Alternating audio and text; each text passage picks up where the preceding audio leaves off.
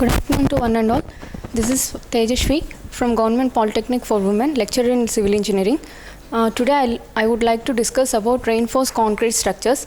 So reinforced concrete structure is a wide subject which deals with various designs.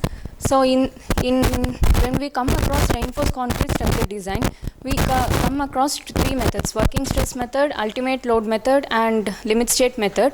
And IS 456-2000 recommends limit state method of designing of these structures. So limit state is a stage where one structure or any type of structure is unfit for use.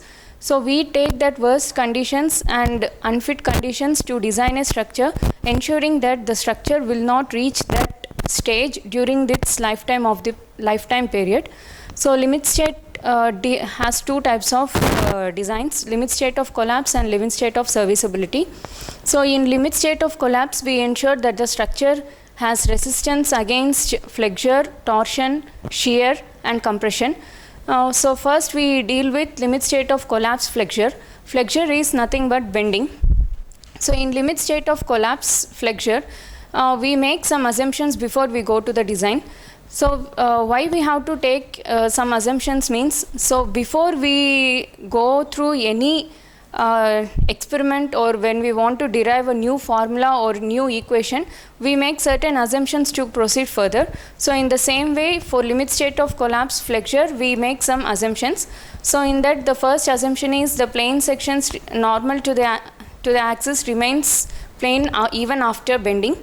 And the maximum strain of concrete is taken as 0.0035, and tensile strength of the concrete is ignored, because this is the basic assumption where our RC designs will start.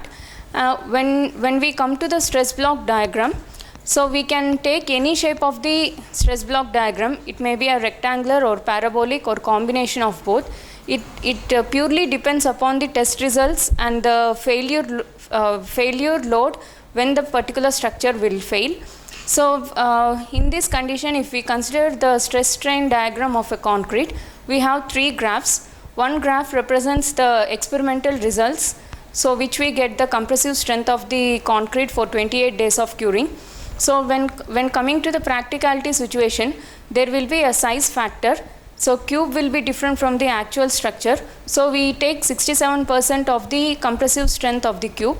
So in limit state design, we take the design strength. So we divide the compressive strength with the partial safety factor. So the partial safety factor for concrete is 1.5. So when we divide 0.67% of the compressive strength with the partial safety factor, we get 45% of the cube strength. So in the similar way, we have two strain values, that is 0.002 and 0.0035. So why we consider these two strain values is, when we observe the graph at a particular strain of 0.002, the graph shape of the graph changes from parabolic to constant.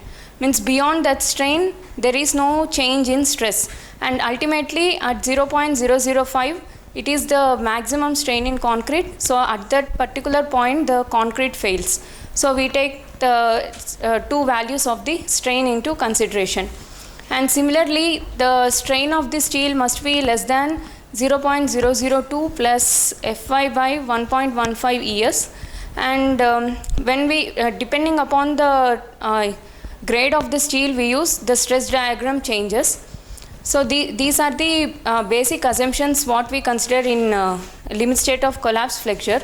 And there is two different partial safety factors for steel and concrete. Why we use lesser percentage for steel and more percentage for concrete is that steel is manufactured in controlled conditions and it is a factory output. So the percentage of error will be less. And when we come to the concrete, it is mixed at site, and there may be manual errors or machine errors or compaction errors. Due to that case, we consider more partial safety factor. Thank you.